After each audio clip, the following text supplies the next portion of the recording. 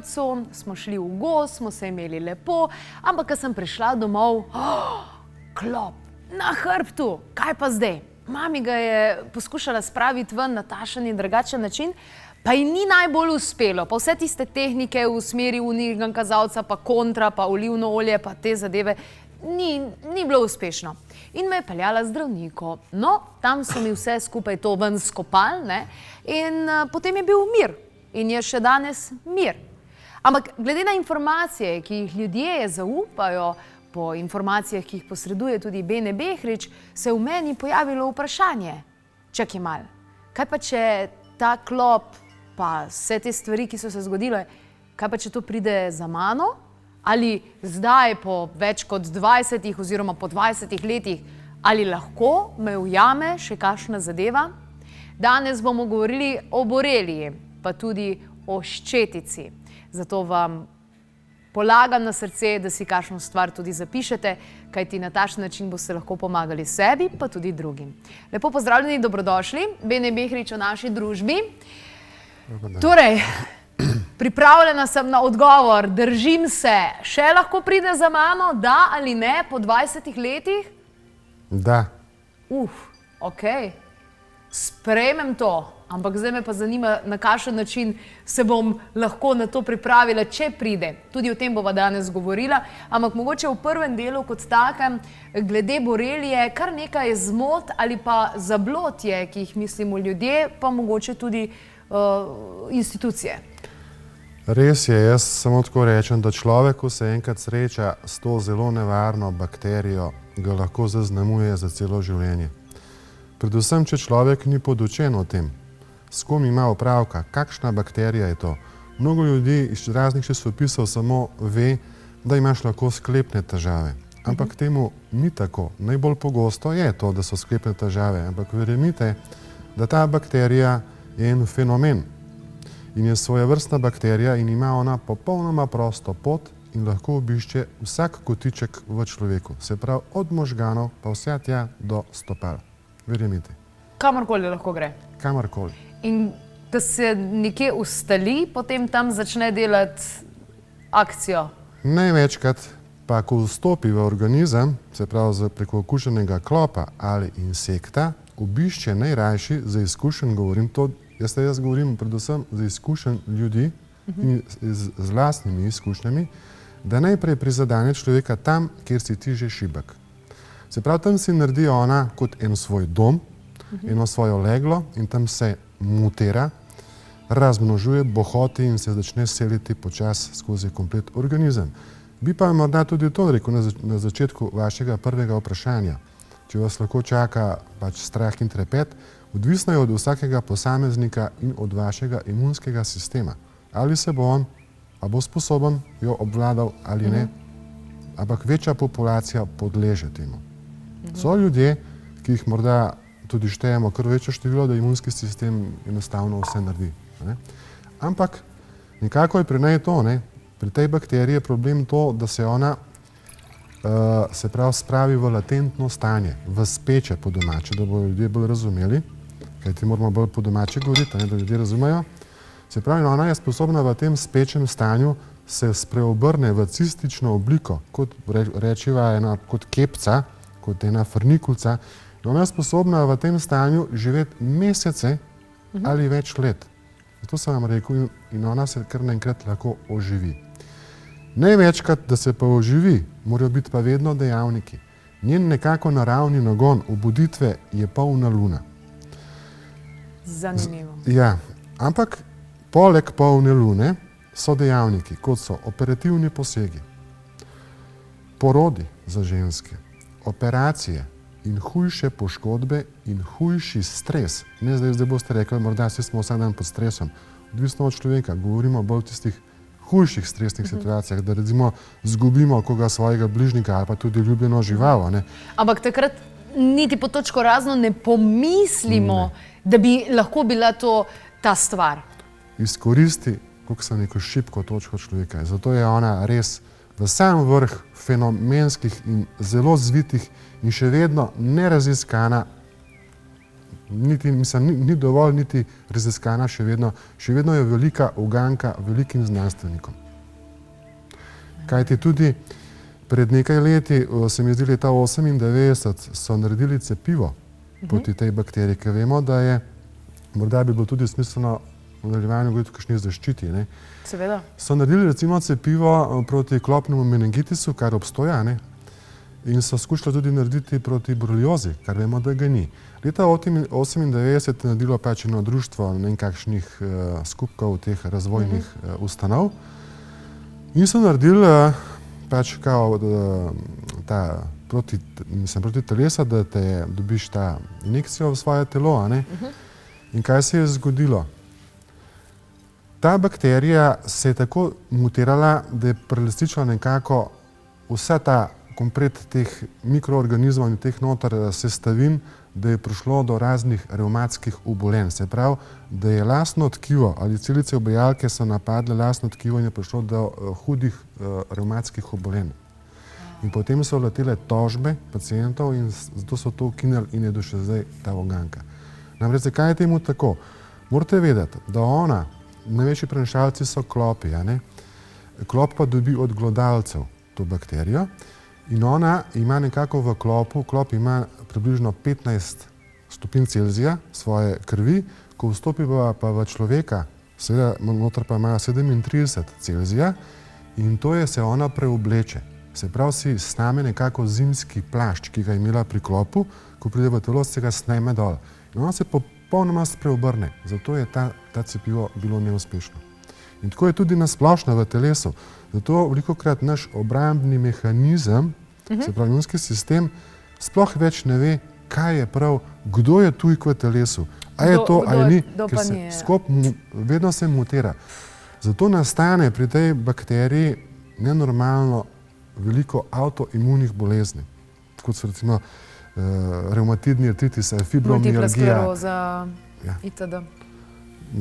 Ob teh boleznih Parkinsova, multipla skleroza, fibromialgija, revmatidni artritis, kronična utrujenost, sifilis, meningitis, vzdraženo črevo, lupus, sklerodermija, Alzheimer, vse to je velikokrat v ozadju borelioza. Se pravi, ona privede človeka v to bolezen, v ta stadij.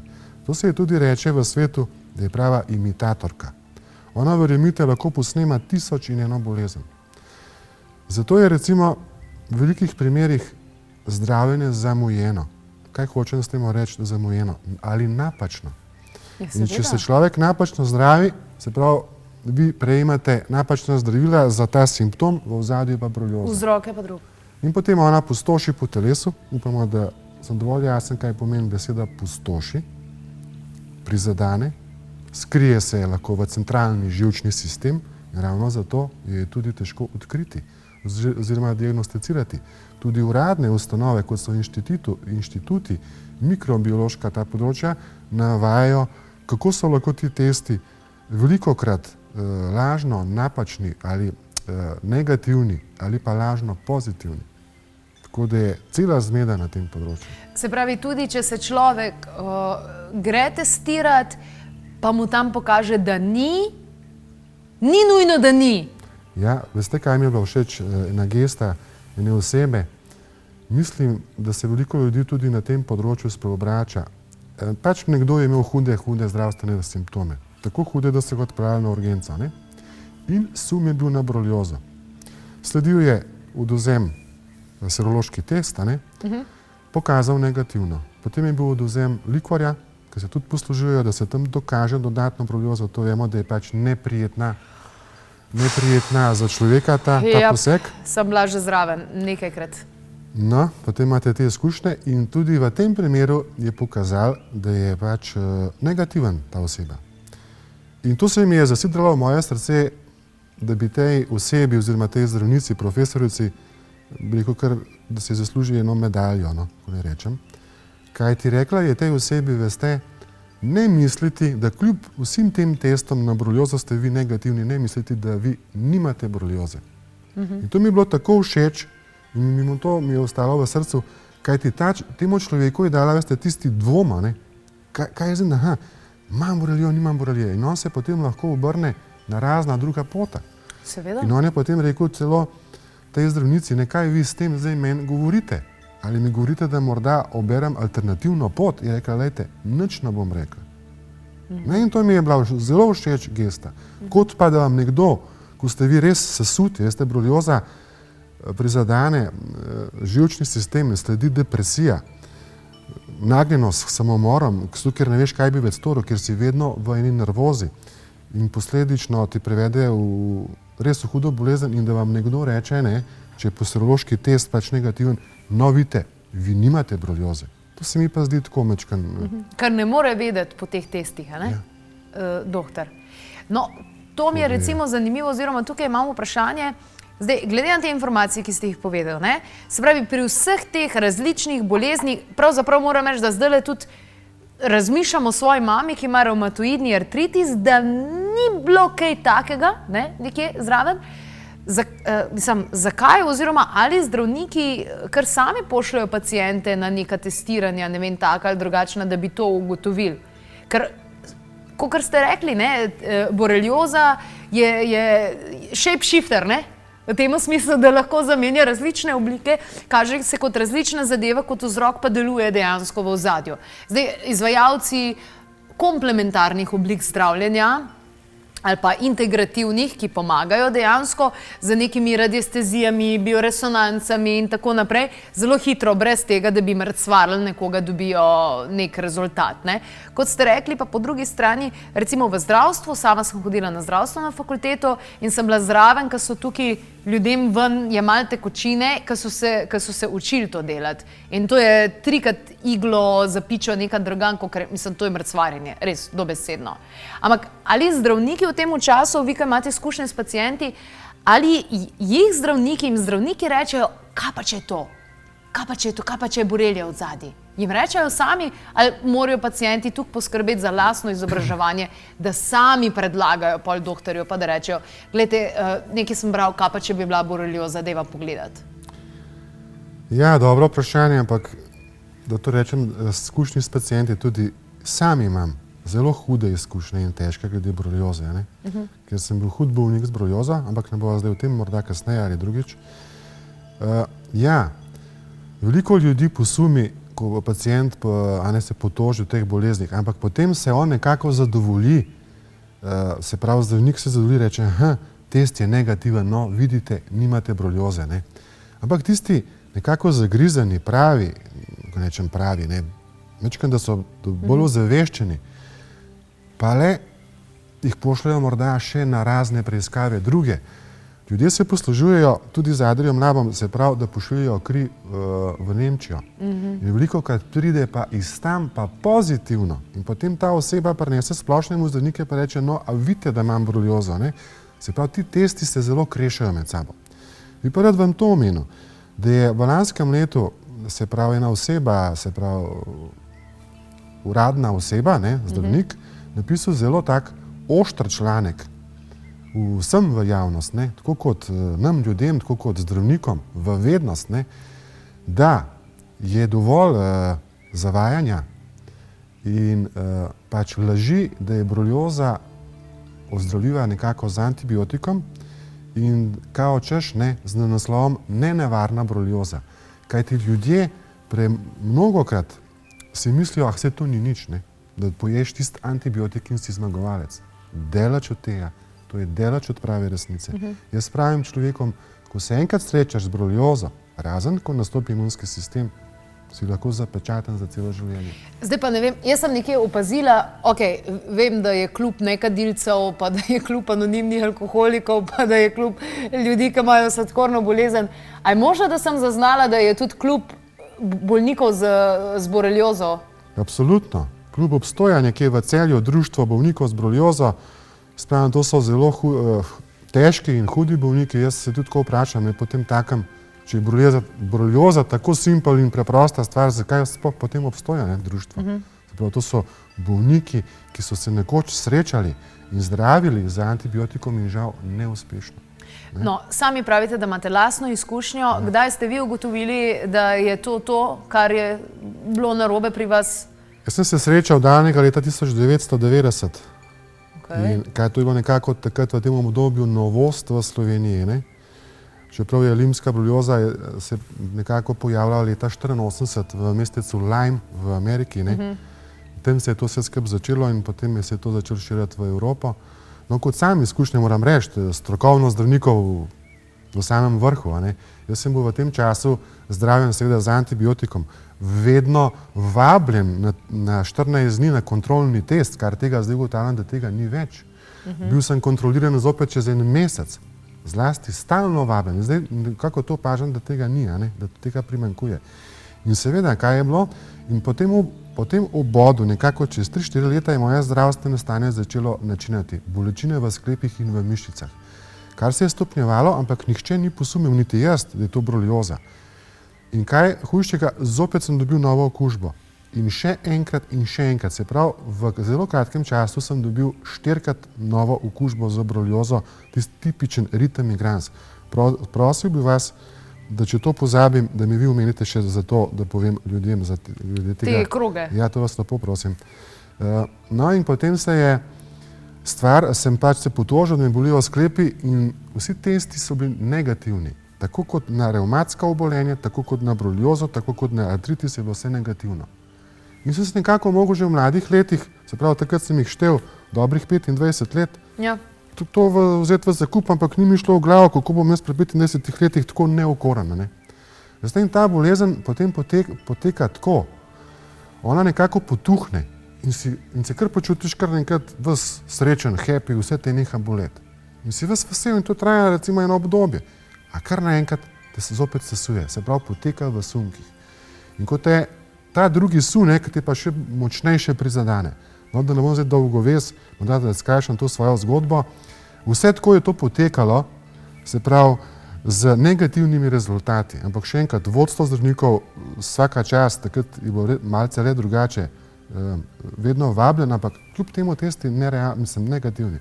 Vse dokler leta 2010, kar ni dolgo, ne, leta 2010, se pravi v zimskem času, to ne bom pozabil, huda zima, februar mesec, jaz pri tuširanju opazim moja žena, ogromen kolobar tipičen na hrbtu.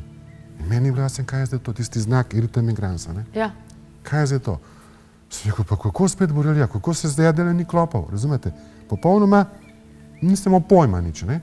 In potem se jaz odpravim splošnemu zdravniku, to pokažem in reče, lejte, jaz se v to ne vtikam, to morate iti vi strokovnjaku, kar ga močno podpiram tega splošnega zdravnika, da mi je to rekel, in odidem na infekcijsko kliniko kot z napotnico urgentno. Tam sem bil nekako v narekovaju ukregan, zakaj piše urgentno, če jaz, ne vem, če sem ves sesut ali umiram, ste rekel, počas nisem jaz napisal urgentno, lahko vprašate zdravnika, in zdravnik hitro in jedrnato me hoče odpraviti na infuzije, kar pač za svoje telo skrbim jaz, odklonim, se rekel, čemu to, prav, ja, za borelijo boste dobil v žilo antibiotike.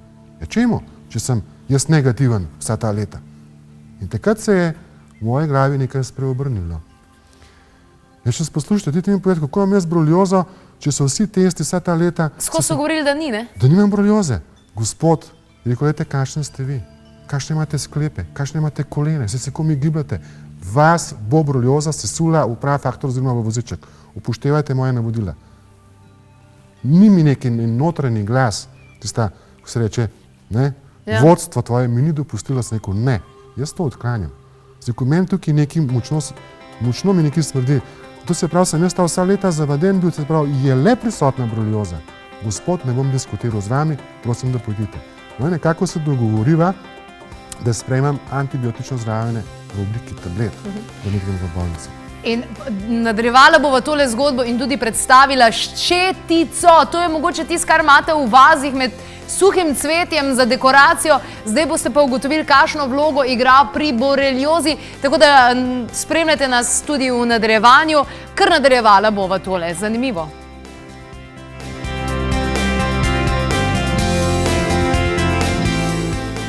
A ti je bil posnetek všeč? Ja, super bi bilo, če ga deliš tudi s svojimi prijatelji. Še kakšna informacija glede novic in vsega ostalega, pa na www.klepetobkavi.si. Naj vam bo svet lep.